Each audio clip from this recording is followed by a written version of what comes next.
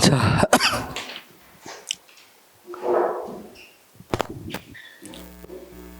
31번 할 차례죠. 31번. 쌤. 그렇죠. 31번은 여기 이제 제도주의인데 원래 여기에 쓰이는 제도주의는 주로 사회적 제도주의가 쓰이는 거고, 신제도주의가. 여기는 역사적 신제도주의 나왔는데, 우리가 배웠으니까 역사적 신제도주의 이론은 개인의 행위를 제어하는 규칙, 신념, 가치체계 등의 경로의존성, 그쵸? 과 변동을 분석의 대상으로 포함시켰다. 맞죠? 자, 32. 거래 비용 이론. 거래 비용 이론은, 자, 아까 설명을 했습니다. CGV가 원래는 뭐만 했어요? 영화를 제작하고, 영화를 투자받고 제작만 했었죠. 그런데 요즘 영화관, CGV 영화관 굉장히 많이 생겼죠. 그러니까 옛날치 영화관들 다 CGV가 인수했죠. 그래서 투자회사 밑에다 이렇게 배치를 했단 말이야. 이걸 뭐라고 그럽니까? 우리가 원래는, 자, 봐봐. 이거하고 비교해봐. 원래는 이런 것들을 외주를 줬죠, 외주. 자, 만약에, 어디죠? 지금 애플사 같은 경우는 많은 일들을 다 못 주고 있어. 직접 만드는 거 아니죠? 많이 외주를 주죠. 그걸 외부화라 그래요, 외부화. 근데 반대로 거래 비용 때문에 자기 내부에 설치하는 것을 뭐라 그런다? 내부화라고 그래, 내부화. 여기서는 주로 어떤 이야기를 하려고 해요? 거래 비용 이론에서는, 조직경제학의 거래 비용 이론에서는 내부화에 대해서 이야기하려고 하는 거죠. 그렇죠? 그래서 거래 비용 이론에서 뭐가 잘못됐어? 아니 거기 32번 탐색, 거래, 감시 비용들을 포함한 거래 비용 절감을 위해 외부화 전략뿐만 아니라 내부화 전략도 가능하다. 이 말이죠. 그 다음 33. 조직군 생태론. 조직군을 분석 단위로하며 개별 조직은 외부 환경의 선택에 좌우되는 수동적인 존재이다. 조직군 생태론. 맞죠? 조직군을 뭘로 했어? 분석 단위로 했고, 여기는 결정론. 자, 34 상황론. 상황론 여기 있습니다. 상황론. 자, 이런 것들은 그러니까 빨리 뭐 해야 되겠어? 시험에 나오면 한번 그려놓고 시작을 해야 되겠죠? 그래야 헷갈리지 않겠죠? 상황론은 조직 구조를 상황 요인으로 강조하면서 이런 상황에 적합한 조직의 기술과 전략 등을 처방한다. 자, 상황 이론은 조직 구조를 상황 요인으로 강조하면서 이런 상황에 적합한, 자, 조직 구조를 상황 요인으로 강조합니까? 아니면 기본 변수로 이야기한다 그랬어. 자, 상황론은, 자, 그냥 이렇게 말 그대로. 상황론은 뭘 상황 변수로 가정하겠어? 환경. 그쵸? 환경이 상황 변수잖아. 그래서 환경이 뭐 할 때, 아까 우리가 상황론식으로 이야기하면 리더십을 할 때도 전쟁이 일어날 때, 평온할 때, 완전히 전문가 사회로 될 때, 뭐 이렇게 달라진다고 그랬죠? 그런 것처럼 거기를 바꾸려면 조직 구조를 상황 요인으로 강조하는 게 아니라 환경을 상황 요인으로 강조하겠죠? 그래서 무엇에 맞춰야 된다? 환경에 맞춰야 된다. 자, 35. 제도적 동형화론입니다. 제도적 동형화론이니까 여기입니다. 조직군의 형태로 보고 결정론 입장입니다. 조직의 장이 생성되어 구조화되면 내부 조직뿐만 아니라 새로 진입하는 조직들도 유사해지는 경향성을 가지고 있다. 그래서 봐봐. 우리가 아까 동형화 이론에서 세 가지 동형화가 일어난다고 그랬죠? 무슨 동형화? 모방적 동형화, 규범적 동형화, 그 다음 강제적 동형화. 그렇죠? 그러니까 우리나라가 처음 재벌이 시작되는 게 종합건설이거든요. 거기 한번 볼까요? 동영화 이론. 제도주의 이론에서 거기 1페이지 한번 봅시다.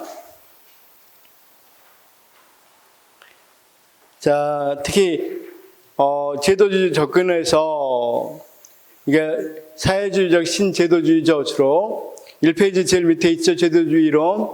오늘 만드는 프린트 1페이지 제일 밑에 제도주의 이론이 있죠. 오늘 나눠드린 겁니다. 거기 읽어보면 거기 거시적 이론의 제도주의적 접근법은 사회제도와 제도적 압력을 조직 생성의 주요 요인으로 보고 있다. 이렇게 돼 있죠. 자, 그 다음, 밑에서 두 번째 우측에 보면 제도화되어 정당성을 확보한 조직구조도 환경변화에 적절하게 대응하지 못하면 도태될 수 있다. 모든 조직은 환경적 불확실성을 해결해 생존할 수 있으며 생존을 위해서라면 오랜 시간 동안 제도화된 조직구조도 바꿔야 될 때가 있다. 저기 있는데 저기 밑에 1970년대 예를 한번 봅시다. 거기 이 둘째 줄 제도주의 이론의 핵심은 뭐라고요? 정당성이라고 그랬죠. 합리성이 아니라 정당성입니다. 그래서 밑에 이제 우리나라 예를 한번 볼게요. 1970년대와 1980년대 종합무역상사 설립 요건 가운데 가장 중요한 것이 업종 다각화 규모였다는 점이다. 종합무역상사는 한국 정부가 인정한 다각화된 거대 기업이다. 종합무역상사로 지정된다는 건 거대 기업으로 인정받는 것이고 정치적, 경제적, 사회적 정당성을 확보한다는 것이다. 그래서 우리나라 재벌들은 거의 다 어떤 걸로 시작됐다. 종합무역상사를 전부 다 동영화시켜서 뭐라고 그랬어? 국가에서 인정해줬다고 그랬죠. 정당화되는 거죠. 그래서 그렇죠? 그래서 종합무역상사라는 것을 전부 다 모방한 거죠. 또는 어떤 거 탄소를 많이 배출을 줄여야 되니까 그걸 국가가 강조적으로 탄소 많이 배출하지 못하게 하면 모든 회사들이 뭐 해야 돼? 저감 장치를 다 해야 되겠죠. 그런 식으로 하는 건 강제적인 거죠. 그렇죠? 그다음 규범적으로 꼭 필요한 것들 이렇게 한다면 우리가 한번 잘 생각해봐. 불이익도끼를 하면 많은 회사들이 기부하죠. 돈 내죠. 어때? 그건 자기 회사에 합리적이어서 위해서 돈 낼까? 아니면 정당성을 확보하기 위해서 돈 낼까? 정당성을 확보하기 위해서 돈 내는 것 같죠? 그렇죠? 그럼 결국은 제도주의 입장에서는 이걸 강제적이라고 표현할 수도 있겠지. 강제적 동영화라고도 표현할 수도 있겠고 규범적 동영화라고도 표현할 수도 있겠죠. 상황이 어떠냐에 따라서 좀씩 달라질 거니까. 어쨌든 동영화 현상이잖아. 동영화 현상. 그러면 환경이 그렇게 변하니까 아까 70년대 국가가 그걸 뭘로 종합무역상사가 거대 기업으로 인정해주는 환경이 되니까 많은 회사들이 종합무역상사로 바꿨다고 그랬죠. 동영화가 됐죠. 결국 그러면 환경에 의해서 수동적으로 뭐 하는 거야? 변화된 거죠. 환경이 결정한 거잖아. 전부 다 종합무역상사가 되도록 결정이 된 거죠. 그걸 이야기한 겁니다. 나머지는 좀 읽어보시기 바라고. 그다음 제도적 동영화를 했고 36번 제도와 이론에서 사회적으로 정당화되고 합리적인 요소를 조직 구조에 통합해야 한다. 이것도 맞고 전략적 선택 이론에서는 조직 환경 특성에 따른 조직 내부 구조를 정립해야 된다. 조직 환경 특성에 따라 이렇게 되면 뭐가 돼? 환경 특성에 따라면 결정론이 돼버리죠. 근데 거기 뭐라고 그랬어? 전략적 선택 이론은 임의론이죠. 능동적이죠. 그러면 거기는 뭘로 바꿔야 돼? 37번은 구조적 상황론으로 바꾸면 맞겠죠. 예를 들면 구조적 상황론은 조직 환경의 특성에 따라 조직 내부 구조를 정립해야 한다. 이렇게 말하면 되겠죠. 그러면 만약에 우리 바꿔서 그 지문을 전략적 선택 이론으로 바꾼다면, 맞게 하려면 뭘 바꿔야 되겠어? 전략적 선택 이론은, 자, 조직 환경 특성이 아니라, 뭐 어떻게? 지배 집단의 이해관계와 권력에 따라. 그러니까 조직 내부의 지배 집단의 이해관계와 이 권력에 따라 조직 구조를 바꿔야 된다. 그렇죠? 자, 여기 한번 봅시다. 자, 재벌들이 살아남으려면 어떻게 해야 돼? 거기 자기들의 이익이나 또는 권력을 유지하기 위해서 내부 구조를 바꿔야 되겠죠. 재벌 구조 형태로. 그래서 자, 전략적 선택 이론했고, 조직 경제학, 정보 비대칭성 완화, 성과 중심의 대리인 통제, 대리인에 대한 적절한 인센티브 설계를 통해 대리 손실을 줄여. 맞죠? 조직군 생태학, 하난과 프리만에 따르면 조직의 형태 또는 구조와 환경과 동질성을 높이. 그렇죠. 환경하고 구조하고, 여기 조직군 생태학은 환경에 맞는 것만 산다고 그랬어. 조직만 살아남는 거죠. 자, 40번. 자, 상황론적 조직 이론에 따르면 모든 상황에 적용되는 유일 최선의 조직 구조나 관리 방법은 없다. 맞죠? 가장 좋은 리더십이 있다고 그랬어? 없다고 그랬어? 그런 거 없잖아. 무엇에 따라? 상황에 따라 다 다르니까. 그 다음, 41. 거래 비용 이론에 따르면 시장의 자발적인 교환 행위에서 발생하는 거래 비용이 관리자의 조정 비용보다 클 경우 거래를 내부화하는 것이 효율적이다. 그렇죠.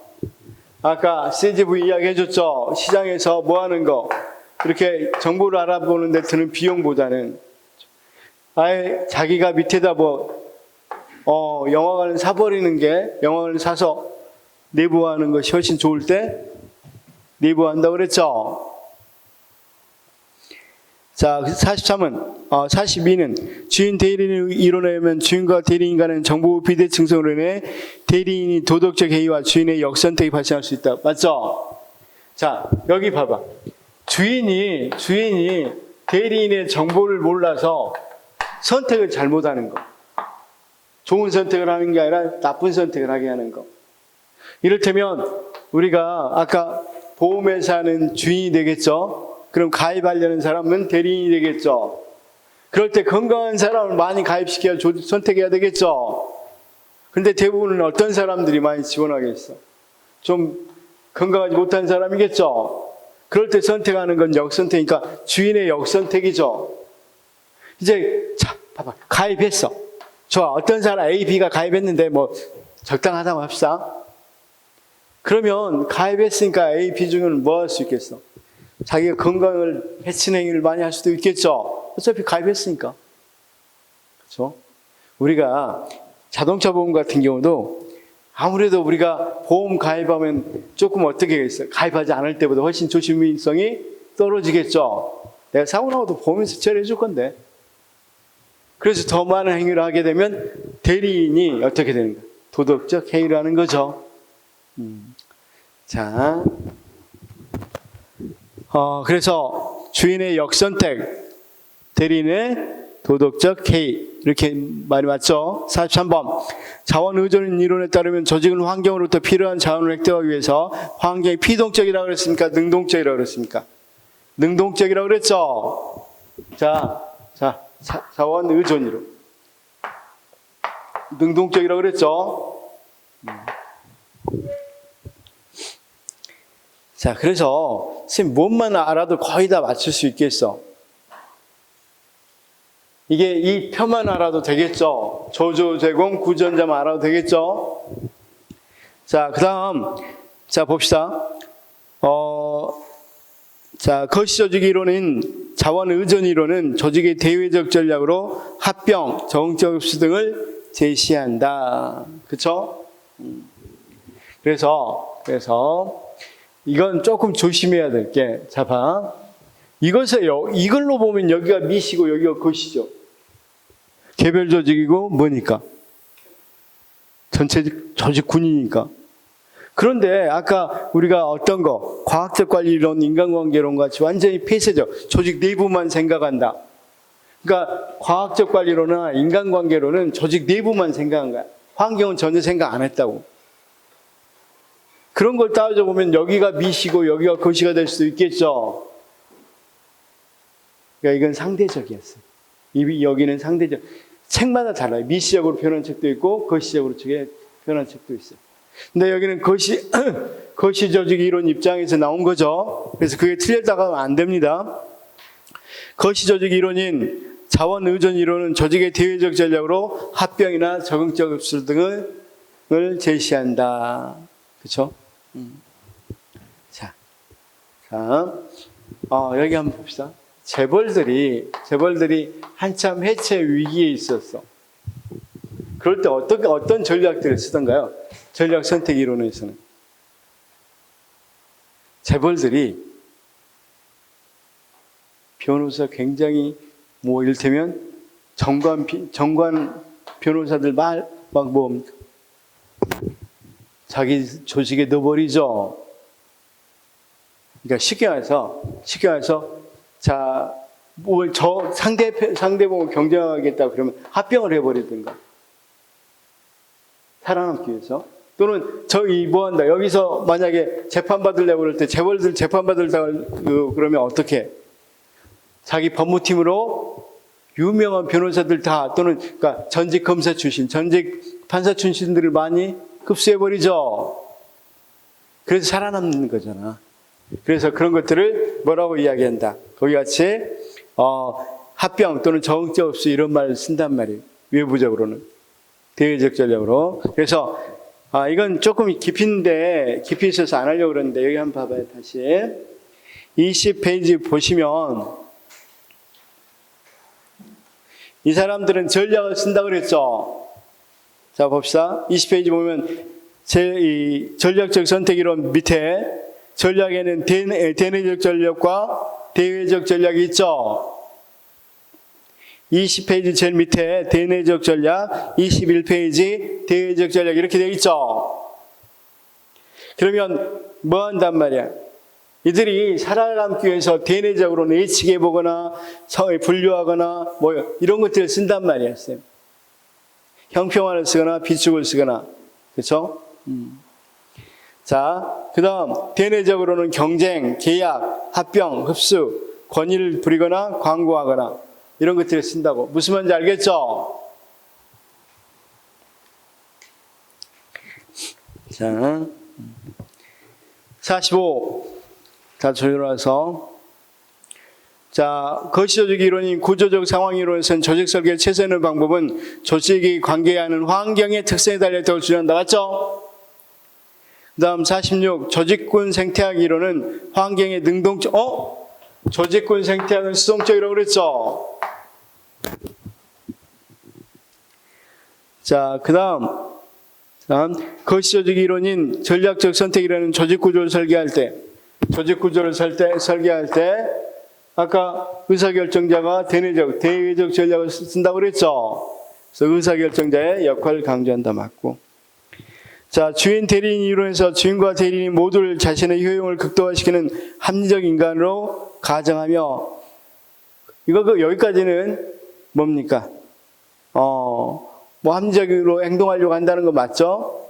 그런데 주인이 대리인보다 전문적인 지식이 부족하다고 간주한다. 여기 또 맞죠? 주인이 정보가 훨씬 더 부족하다고 그랬죠? 자, 국민이 주인이면 공무원이 대리인이야.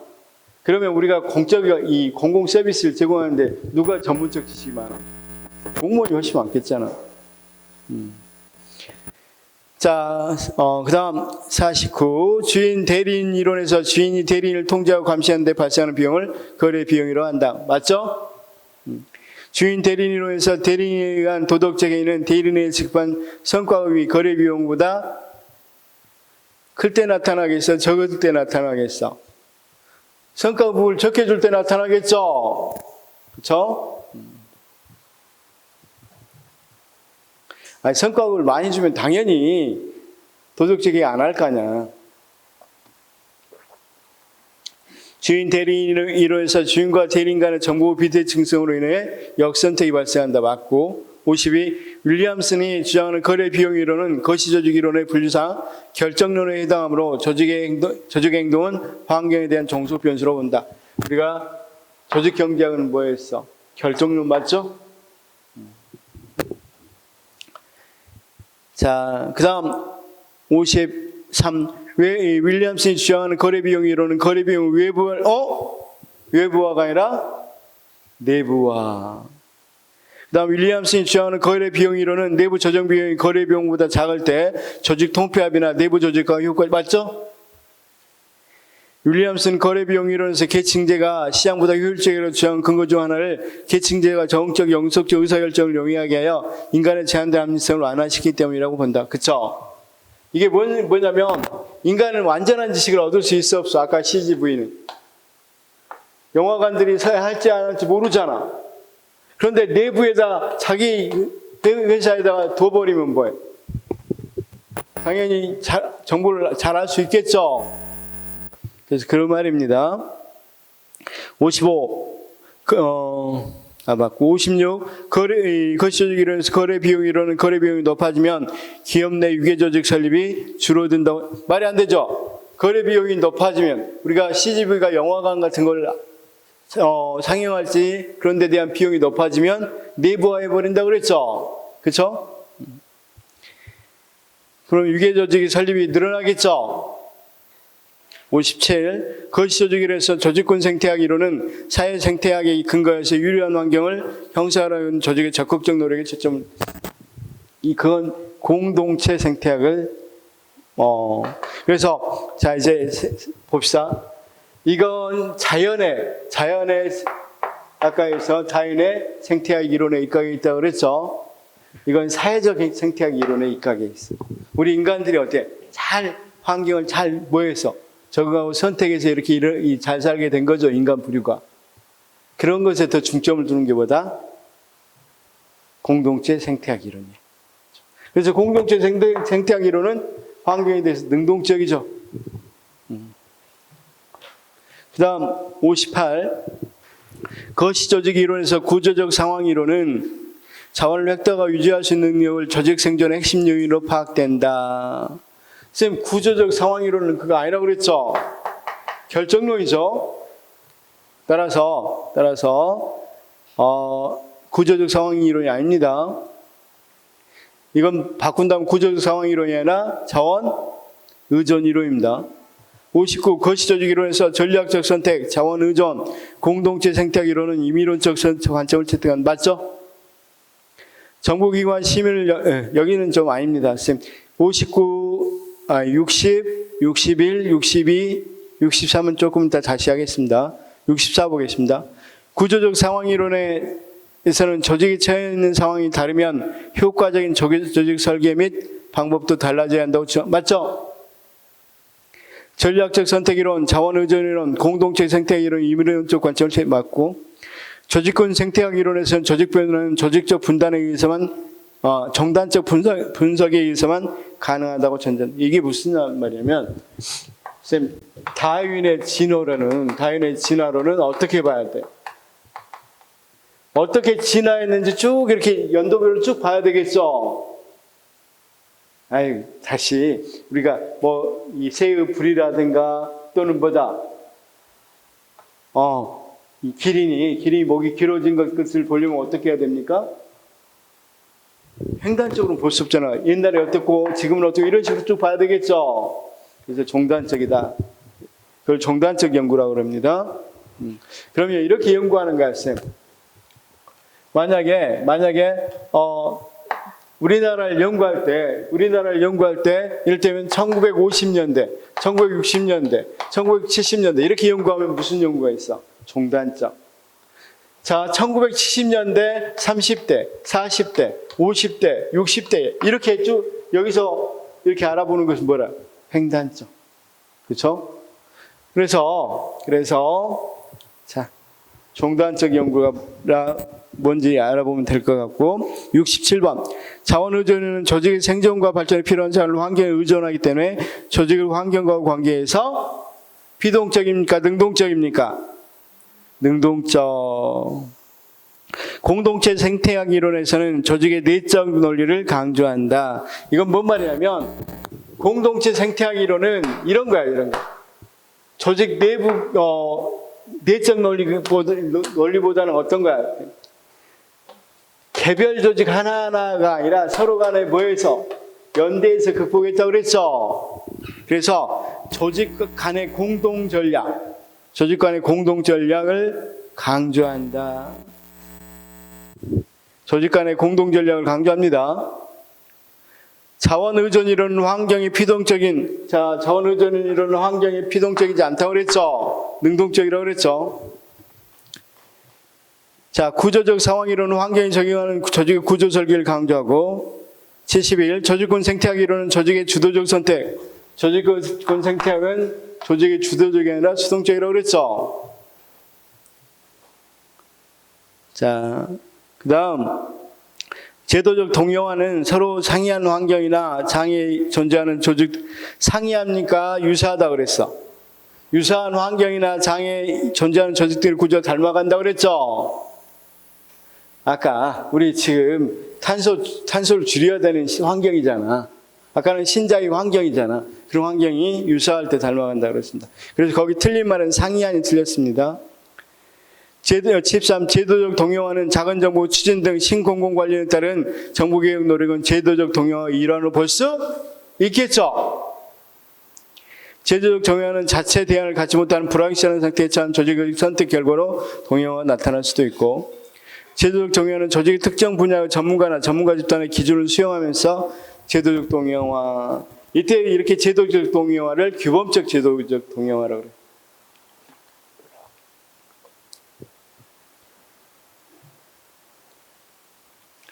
자, 그러면 선생님 이렇게 보면 되겠죠. 다시 한 번만 정리해보면 지금 여기는 고전적 조직이론, 과학적 관리론, 신고전적 조직이론, 인간관계론. 여기서는 오직 조직을 뭘로만 생각했어? 내부만 생각했단 말이에요. 자, 과학적 관리론 조직을 뭐 시켜주면 된다? 표준화된 절차로 자동화시켜주면 된다. 이렇게 설명했죠. 인간관계론 조직 내부는 뭐한다? 조직원들의 심리사회적 욕구 만족시켜주면 된다. 환경에 대해서는 전혀 생각 안 했단 말이에요. 그러면서 현대적 조직이론은 환경과 관련해서 조직이 어떻게 생존하고 소멸하는지를 이야기한다고 그랬죠. 그럴 때 조직의 개별 조직을 주로 설명하거나, 개별 조직 생존을 설명하거나, 조직에 대한 전체적인 군, 그렇죠? 여기는 개별 조직. 여기는 환경에 대한 뭐다? 결정론. 그렇죠? 여기는 환경에 의해서는 임의론. 조직 내부에서 환경을 어느 정도로 뭐 할 수 있다? 변동시킬 수 있다. 그래서 여기는 조직의 어떤 성격? 수동적이고 비동적 성격을 이야기한다. 측면을 주로 강조하겠죠. 환경에 대한 피동적인 거. 그 다음 여기는 환경에 대해서 능동적이고 주도적인 거. 그래서 이건 뭐가 있다고 그랬어? 군으로 보고 수동적이고 피동적인 것을. 조직군, 생태학. 그렇죠? 그 다음 신제도주의에서 이야기 된다고 그랬죠. 그래서 우리가 이걸 뭐라고 그런다 그래서 제도주의 경제학. 그렇죠? 우리가 표현할 때 뭐라고 표현되어 있죠? 거기는 조직경제학. 좋습니다. 조직경제학. 조직경제학 이론이고 여기는 제도주의. 그렇죠? 특히 사회적 제도주의입니다. 사회적 신제도주의. 그 다음 이쪽에 자 조직군이고 임의적인 형태로 하는 건 공동체 생태학. 이거 하나입니다. 여기는 구조적 상황론. 그냥 상황론이라는 표현도 많이 쓰죠. 그 다음 여기는 뭐가 있다? 자, 우리가 이야기하는 전략적 선택. 이거는 자원 의존 이론. 견우전 이론. 그쵸? 그래서, 그러면 우리가 예시를 하나만 들면, 자, 예를 한번 들어볼까요? 재벌이 왜 살아남는가? 우리나라는 왜 재벌 구조로 이루어졌는가? 이걸 한번 예시로 해보겠습니다. 전체를. 조직권 생태학에서는 뭐라고 이야기해? 우리나라 환경이 재벌들은 살고 재벌이 아닌 사람 구조는 뭐였으니까? 큰 기업들이 재벌 구조를 갖추면 살아남고 재벌 구조가 아닌 경우는 소멸하게 돼 있으니까 재벌들만 주로 살아남았다. 이렇게 말할 수 있겠죠? 여기서는 환경과 뭐가 닮아 있어? 재벌이. 여기는 자 조직경제학에서는 왜 재벌이 됐냐? 재벌들이 이렇게 문어발식 또는 이렇게 위계적으로 구조화 시켜놓죠.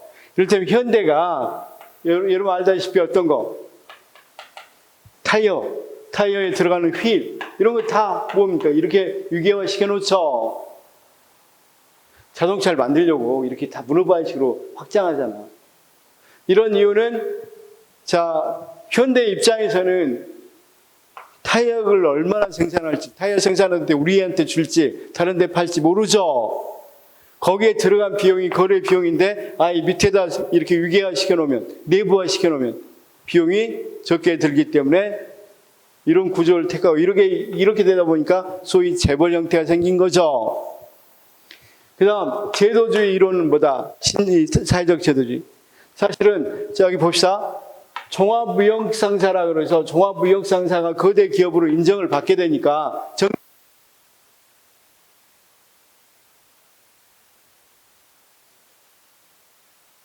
이 회사를 시작하게 된단 말이에요. 그게 종합무역상사 말 그대로 굉장히 다각화되고 거대 기업으로 인정받으니까 첫 시작이 다각화라고 그랬죠. 사업들이 굉장히 여러 가지 사업을 하는 거야. 여러 가지 사업을 하는 게 재벌이잖아. 그래서 이런 것들이 뭐가 된다? 이런 것들이 당시에 정당화되다 보니까 재벌들이 뭐가 된다? 당연하게 여겨졌다. 그쵸? 근데 이런 것은, 이런 지금 세 가지는 전부 다 무엇의 환경에, 그래서 한국의 환경이 가장 잘 맞은 게 재벌이었기 때문에 살아남는다. 이런 말이죠. 그러니까 시기해서 우리나라는, 이걸로 설명해 보면, 우리나라는 거래 비용이 훨씬 더 많이 든단 말이에요. 그러니까 우리나라 환경이 내부하는 게 훨씬 낫겠죠. 그래서 재벌들이 더 환경이 적합한 것이 됐겠죠. 그래서 살아남는다는 거예요. 뭐 말인지 알겠죠? 그 다음에 이쪽으로 한번 내려보겠습니다. 그러면 재벌들이 여러 가지 정책들을 펼칠 때마다 재벌들이 어떤 정책을 할 때 내부에서 정책들을 할 때 무엇에 맞춰서 하는 것이 좋겠다. 환경에 맞춰서 그러면 구조들을 바꿔나가더라. 그쵸? 환경에 맞춰서 구조를 바꿔나가더라. 그런데 여기서 보면 재벌들이 살아남은 이유는 환경이 재벌에게 유효적인 환경이 아니더라 하더라도 뭐였더라? 조직 내부의 선택에 의해서 살아남게 만들었다 이거야. 다시요. 조직 환경이 재벌하고 우호적이지 않아. 우호적이 안 하게 변했단 말이에요. 자, 예를 하나 들어볼게요. 우리나라 왜 IMF가 왔다고 그래? IMF가 올 때 대만은 전혀 IMF가 안 왔어. 근데 대만은 우리나라하고 경제 구조가 비슷하잖아. 근데 왜 안 왔을까? 거기는 대기업, 재벌이 없어, 재벌이. 전부 다 중소기업 형태야. 그러다 보니까 환경이 급변할 때 적은 조직이 빨리 잘 변할 수 있어? 아니면 큰 조직이 잘 변하겠어? 아무래도 지구가 환경이 변할 때 쥐 같은 경우는 작은 조직이니까 빨리 추워지면 뭘 하면 돼? 땅속으로 숨어버리면 되죠. 근데 공룡은 어디 땅속에 숨겠어? 그러니까 크면 클수록 환경 변화에 적응이 잘 못하니까 그래서 IMF가 왔다고 한단 말이야. 보통 일반적으로. 그러면 그런 IMF 환경에서는 재벌이란 이 환경이 재벌하고 지금 우호적이지 않아. 우호적이지 않죠. 그럴 때 저희 공동체 생태학은 재벌들끼리 서로 연대해서 이런 것들을 뭐 한단 말이야. 정부에게 적당히 압력을 넣어서 살아남게 한단 말이에요. 여러 가지 전략들을 써서.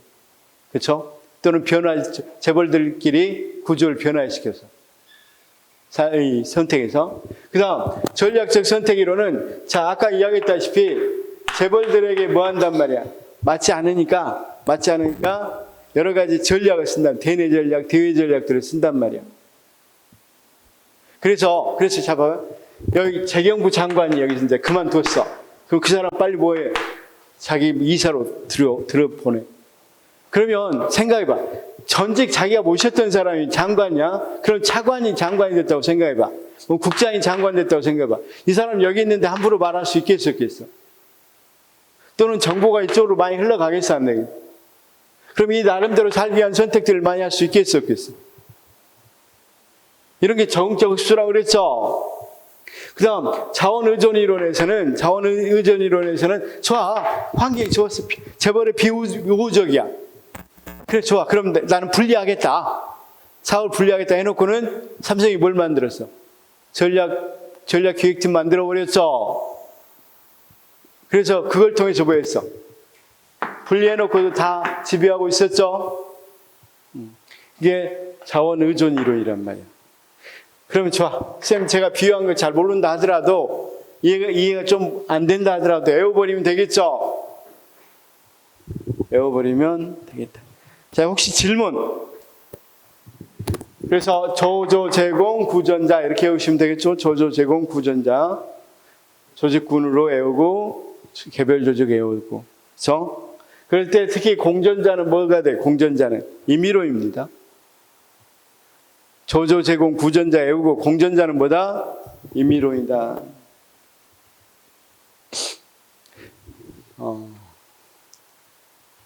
이렇게 외우시면 더 좋을 것 같아서 조조, 제구, 공전자 이렇게.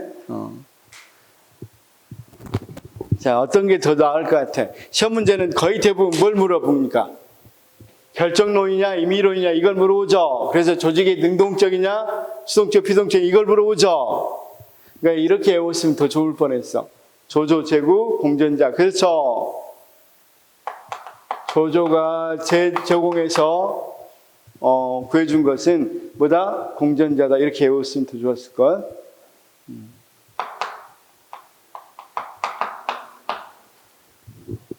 자, 공전자입니다. 이렇게 외우죠, 뭐. 조조, 제구, 공전자. 이렇게 외워버리죠. 그쵸? 선생님, 이건, 어떻든 잘 모른다 하더라도 대강은 어떤 흐름인지는 알겠죠? 어떤 흐름인지는. 그것만 일단 알면 돼요. 그것만 알면 된다. 자, 그래서 선생님 이런 문제는 안 나오잖아. 이거 두 개 비교해라 이런 문제 안 나오잖아. 어떻게 나와요? 그냥 이게 조직의 능동적인 열성 이건 물어보죠. 그래서 그것만 잘 외우시면 돼. 그러면 봐봐. 여기는 분명히 이 용어들은 뭐냐면 이 정의를 이 핵심적인 것만 뽑아놓은 거야. 핵심적인 개념. 자원의존 이론은 일단 그러면 조직의 생존은 외부 자원에 의존해서 일어난다는 거죠. 그러니까 생존하기 위해서 뭘 한다? 말 그대로 자신들이 자신들의 공동체 이익을 위해서 선택을 한다는 거죠. 전략을 선택해 버린다. 그렇죠?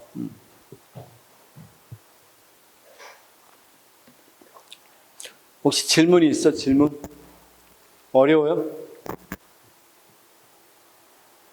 시험 문제는 또 이게 거의 대부분 나와요. 이 부분이 거기 방금 반대반의 현대조직 이론이 거의 대부분 나와요. 지금 여기 있는 문제를 한 10년 가까이, 10년, 15년 가까이 있는 문제들을 모아왔는데, 공무원 시험에 있는 거 모아왔는데, 거의 대부분 어디서만 나왔어? 여기서만 나왔죠? 이 표식. 그래서 이것만 외워두시면 좋겠어. 그쵸? 오늘 왜 이렇게 덥지? 나만 덥나요? 오늘 나만 덥나? 덥습니다. 자, 그래서 유형 및 이론 받고 이제 이 이론의 여기의 핵심이 이제 구조. 이게 여기서 제일 많이 나온 게 여기는 유형에서는 누구고? 민츠버그. 이론에서는 반대반의 현대조직 이론의 유형. 이거 시험에 나온다. 두 가지만 잘 외워두십사. 두 가지. 그 다음 이제 조직 구조 할 건데, 자, 구조는 특히 두 가지 변수만 생각해요. 기본 변수하고 어떤 변수? 상황 변수. 기본 변수하고 어떤 거? 상황 변수만 잘 생각하시면 돼요. 그렇죠? 쌤, 자, 우리가 보면 인천시하고 인천시 여기 미추홀구에 구청의 구조하고, 그렇죠? 구청이란 조직의 구조하고 어디 할까요? 그냥 인천 할까요? 인천에서 할까요? 인천시 조직의 구조하고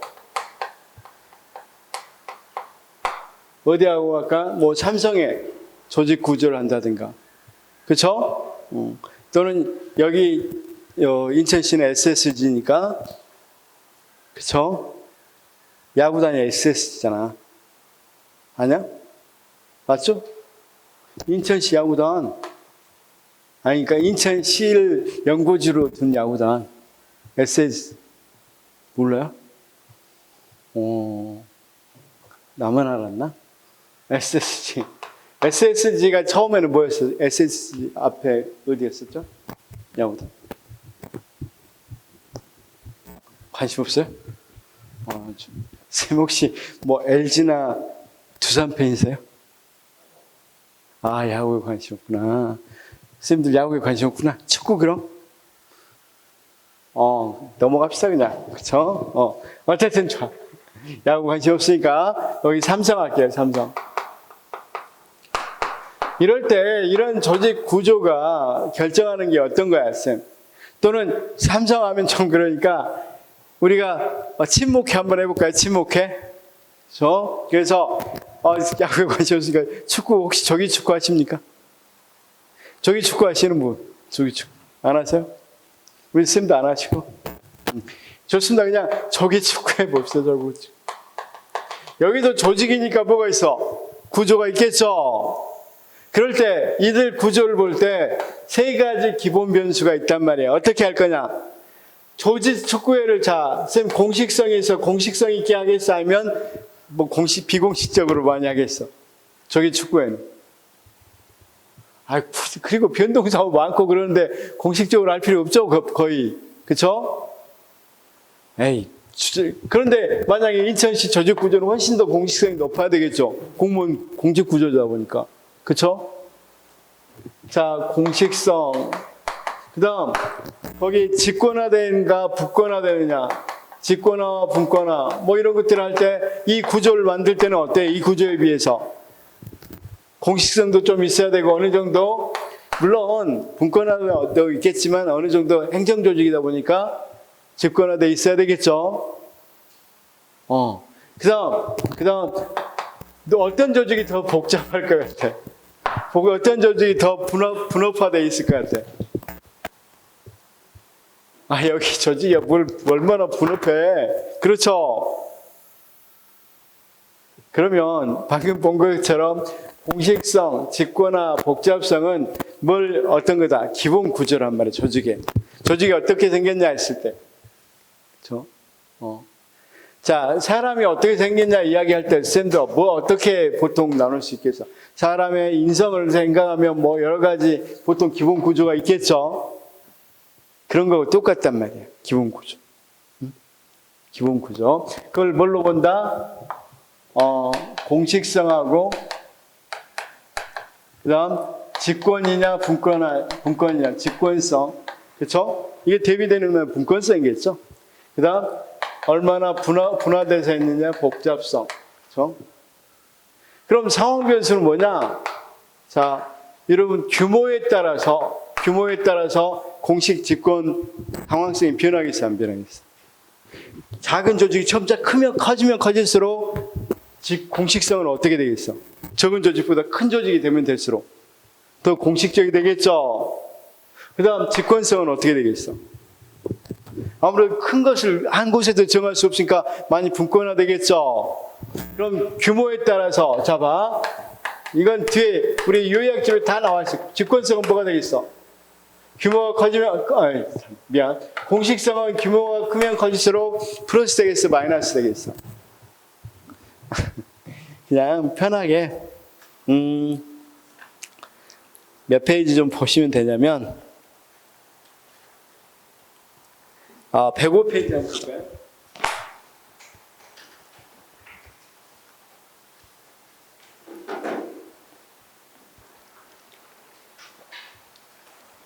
(105페이지) 요약집 105페이지. 자, 우리가 조그만 조직에서 작은 조직에서, 자, 선생님 봐봐. 삼성이 처음부터 컸을까, 이렇게? 선만의 말씀이겠죠? 처음에는 조그맣게 시작했겠죠? 그러다 이렇게 커진 거죠? 그러면 이렇게 규모가 커지면 커질수록 공식성은 어떻게 돼? 높아지지, 플러스로. 그 다음, 복잡성, 분업은. 분업화는 훨씬 더 분업화되겠죠? 복잡하게 되겠죠? 조직 커지면. 그 다음 조직이 모아지면. 자, 커지면 집권성은 뭐가 되겠어? 위에서, 자, 이재용 회장 혼자 결정합니까? 아니면 다 회사마다 다 경영자들이 있습니까? 웬만한 일이 회사마다 그 경영자들이 결정하죠. 그 훨씬 분권화됐단 말이에요. 무슨 말인지 알겠죠? 이거 물어보는 문제, 그 다음, 규모 다음에 뭐가 결정한다고 돼 있어? 거기, 기술. 기술이 비일상일 때도 있고, 일상적일 때도 있단 말이야.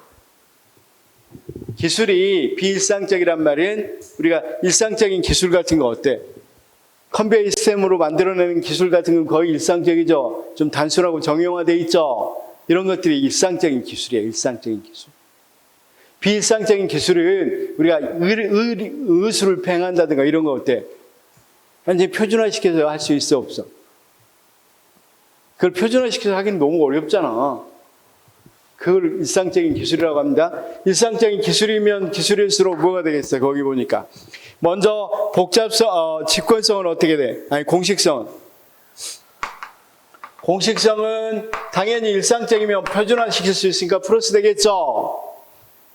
그 다음, 집권성은 어떻게 돼? 일상적이면 일상적일수록. 집권성은 역시 플러스 되겠죠? 왜냐면, 비일상적인 기술 같은 거, 의술 같은 경우는 집권하기 힘들겠잖아. 병원장이 혼자 뭘 결정하겠어. 그 수술실에 들어온 의사들이 결정해야 되겠죠? 그 다음, 여기 봐. 복잡성은 어떻게 되겠어? 일상적이면 일상적일수록. 복잡성은 마이너스 되겠죠? 우리가 비일상적이야. 복잡하잖아. 그쵸? 높아지겠죠? 그 다음, 환경. 이제 이걸 바꿔야 돼. 여기다 비일상이라고도 할 수 있어요. 그러니까 일상일 때를 지금 이야기해야 돼, 기준으로. 그 다음 환경은 어떻게 되겠어? 환경 거기 뭐라고 돼 있어? 불확실성. 불확실성이 높아질수록. 자, 쌤, 불확실성. 환경이 불확실한 상황이 높아질수록 공식성은 어떻게 되겠어? 공식성은. 환경이 불확실하니까 공식적으로 만들어 놓기 힘들겠죠? 자, 이렇게 생각하면 돼. 환경이 불확실하면 할수록 매뉴얼 같은 것이 만들어지겠어, 안 만들어지겠어? 맨날 변하는데 어떻게 매뉴얼을 만들어? 그러니까 공식성은 마이너스가 되겠죠? 매뉴얼로 공식적으로 할 수가 없잖아.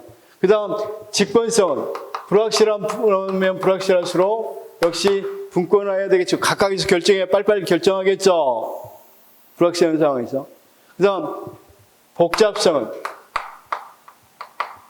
거기, 자, 불확실하면 불확실수록, 자, 복잡성은 어떻게 된다 그랬어요? 분화는 역시 분화하기 조금 힘들겠죠. 복잡하면 빨리빨리 결정을 해야 되니까. 그쵸? 그래서, 불확실하면 빨리빨리 결정해야 되니까 분화가 덜 된단 말이에요. 그렇죠? 그래서 자 여기 한번 봐봅시다. 이것만 잘 외우면 돼. 이것만 잘 외우면 돼. 여기 되게 설명 많죠? 다 설명 필요 없고 이것만 잘 알면 돼. 다시. 자, 다 봐. 기본 변수 이거 정의만 잘 외우면 됩니다. 공식성이 뭐냐? 직권성이 뭐냐? 복잡성이 뭐냐? 그 다음 상황 변수가 어떨 때 이런 생김새들이 변하느냐? 기본 변수가 변하느냐? 규모가 커지면 커질수록 공식성은 커지고 그 다음 복잡성도 더 분화되고, 그쵸? 그런데 직권성은 낮아지고, 그쵸? 기술이 일상적이면 일상적일수록 일상적인 것이 더 커질수록, 그쵸? 뭐가 된다? 공식화되고 직권화되고 복잡성이 뭐가 된다? 낮아진다. 그쵸? 일상적인 기술일수록. 자, 그런 게 아니라 한번 생각해봐. 우리가 의술은 지금 굉장히 비일상적인 기술인데 의술이 너무 발달해서 이제 AI가 다 해줘. 어느 정도. 그럼 뭐가 될 수 있겠어? 완전히 일상화될 수 있겠죠. 복잡한 것이. 그런 수준이 높아지면 높아질수록 왜 매뉴얼로 만들어낼 수 있겠어? 그 다음 직권화돼 매뉴얼 만든다면 그만큼 잘 일 처리할 수 있으니까 직권화되겠죠. 그 다음 복잡성도 어떻게 돼? 분화 같은 것도 훨씬 덜 분화돼도 되겠죠. 그 다음 환경은 불확실하면 불확실로 공식성, 직권성, 복잡성이 더 낮아진다. 이것만 잘 외우면 된다고. 자, 거기에 그러면 공식화는 뭡니까? 자, 봐봐. 27페이지 공식화는 여기서 어떤 건지 봐봐. 공식화의 의의 봅시다. 공식화의 의의. 28페이지 보니까. 공식화라는 건 뭐냐? 조직 내의 규칙, 절차, 지시 및 의사전절이 명문화된 정도, 즉 조직 내의 업무가 표준화되어 있는 정도를 의미한다. 무슨 말인지 알겠죠? 그러면 완전히 매뉴얼로 돼 있으면 공식화가 굉장히 높은 거죠. 그 다음 직권화라는 것은 거기 밑에 28페이지 직권화란 뭐라 그랬어? 의사결정권 및 명령 지휘권이 조직 내 어느 일부 계층에 집중된 것을 말한다. 이렇게 돼 있죠. 분권화나 의사결정권과 명령 지휘권이 하위 계층에 유임된 것을 말한다. 그렇죠? 그 다음 29페이지 복잡성은 뭐라고 돼 있어? 조직의 분화 정도를 이야기한다 그랬죠. 분화라는 것은 적지 목표 달성을 위해서 구성원과 작업을 과부에 따라 할당하고 업무 권한을 세분화하는 과정을 의미한다. 그렇죠? 그래서 자, 복잡성은 뭘 의미한다고요? 분화. 이건 권한이 집중되는 걸 의미한다고 그랬죠? 이건 뭘 의미한다고? 어느 정도 표준화되어 있는지, 그쵸? 표준화된지 여부가 중요하죠. 문서 같은 게 표준화되어 있는 것이 공식화됐다는 거죠. 그 의미만 잘 알면 되겠다. 그래서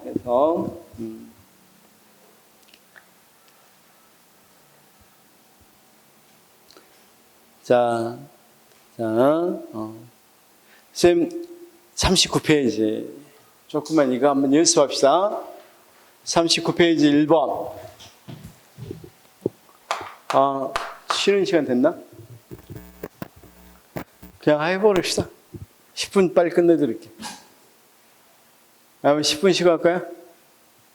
5분만 쉬고 합시다. 5분만 쉬고. 한번 여기 있는 문제들 쭉 1, 2, 3, 4 쭉 한번 풀어보시고 합니다.